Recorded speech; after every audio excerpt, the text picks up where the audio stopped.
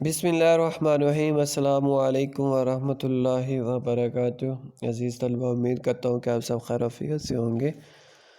آج ہم اپنے موضوع کو آگے بڑھاتے ہیں۔ جو غزل ہم نے شروع کی تھی مرزا غالب کی تیسری یعنی کہ غزل ہماری دل ناداں تجھے ہوا کیا ہے، اس کے دو اشعار کی تشریح ہم نے کر لی تھی۔ آج تیسرا شعر ہے، اس کی تشریح ہم جو کرتے ہیں۔ میں بھی منہ میں زبان رکھتا ہوں، کتاب میں نکالتا ہوں، کتاب سے دیکھتے ہیں۔ میں بھی منہ میں زبان رکھتا ہوں، کاش پوچھو کہ مدعا کیا ہے۔ سب سے پہلے اس کا مفہوم ہے، کاش کبھی میرے محبوب نے مجھ سے بھی میرا حال دل پوچھا ہوتا، آخر تم کیا چاہتے ہو، میں بھی اسے جواب دیتا کہ میرے دل میں جو میرے منہ میں زبان ہے، میرے دل میں یہ ہے، مجھے بولنے کی میرے میں ہمت ہے۔ تشریح کرتے اس جو زیر تشریح شعر میں غالب کہتے ہیں جو عاشق ہے وہ بزم یار میں بیٹھا ہے،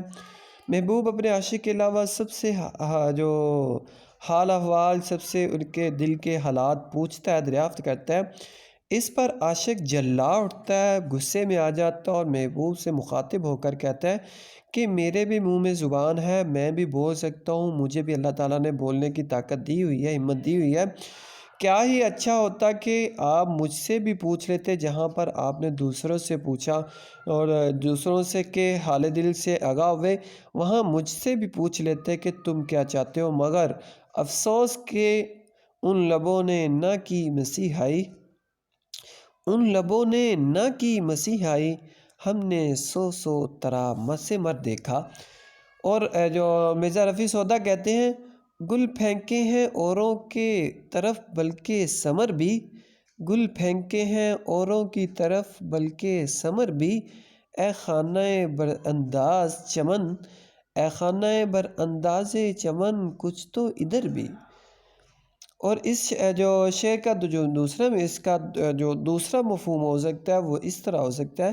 عاشق اپنے محبوب کے بارے میں یہ گمان دل میں رکھتا ہے کہ وہ ادھر ادھر کے لوگوں سے کے متعلق جو ادھر ادھر کے لوگوں سے اس کے متعلق پوچھتا رہتا ہے، لیکن کبھی براہ راست اس نے مجھ سے گفتگو نہیں کی، جبکہ عاشق چاہتا ہے وہ خود اس کے دل کے جو اس سے بات کرے اور اس کے دل کے حالات سے وہ خود آگاہ ہو، کیونکہ اس کے منہ میں بھی زبان ہے، وہ بھی جواب دے سکتا ہے، وہ بھی بولنے کی طاقت رکھتا ہے۔ دوسروں سے پوچھنے کی بجائے جو محبوب ہے وہ خود اس سے بھی پوچھ سکتا ہے، اس میں بھی بولنے اور جواب دینے کی ہمت و طاقت ہے۔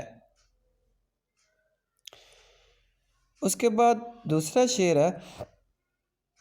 یعنی کہ چوتھا شعر، ہم کو ان سے وفا کی ہے امید، ہم کو ان سے وفا کی ہے امید، جو نہیں جانتے وفا کیا ہے۔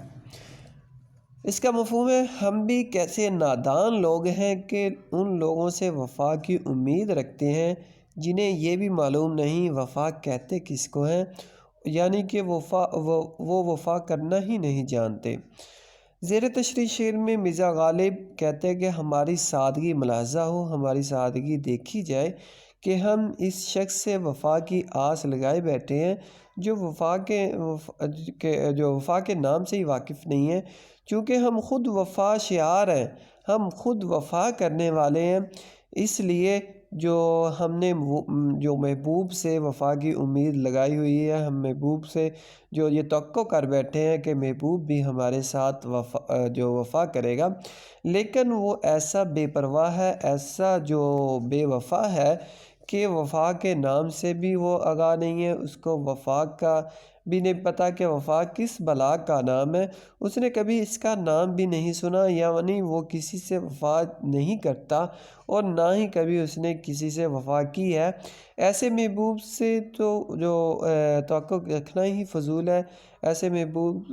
سے کسی طرح کی جو توقعات ہیں وہ بالکل عبث ہیں۔ شاعر کہتے ہیں، تم ہمارے کسی طرح نہ ہوئے، یہ مومن خان مومن کا شعر ہے، کہتے ہیں تم ہمارے کسی طرح نہ ہوئے، تم ہمارے کسی طرح نہ ہوئے، ورنہ دنیا میں کیا نہیں ہوتا۔